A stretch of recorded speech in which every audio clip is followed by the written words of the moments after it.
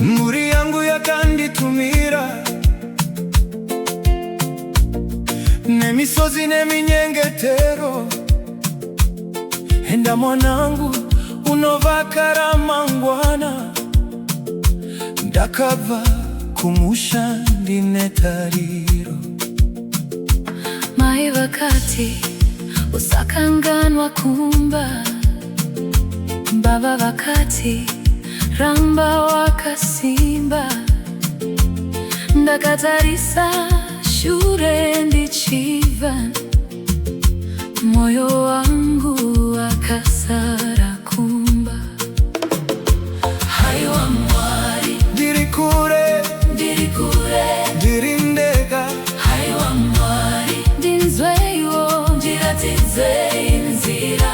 Haiwa mwari Ndiri kure, ndiri ndega.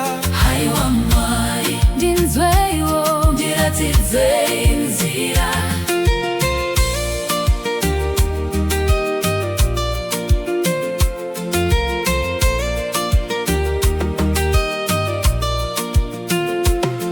Ndakasvika nenyika itsva, neroto dzakazara mumoyo.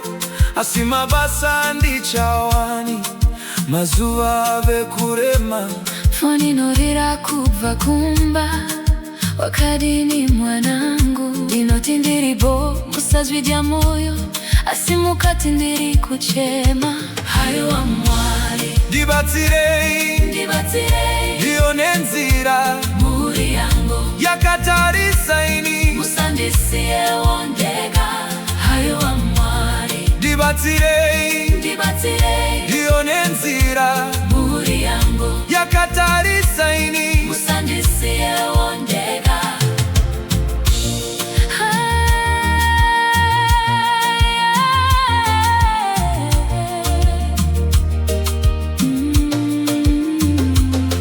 Ndinakuya kuzorora, ndakauya kuzovaka. Ndinakuya kuzotamba, ndakauya kuzobatsira. Mwari inzwai muna mato wangu, musha wangu wakamirira.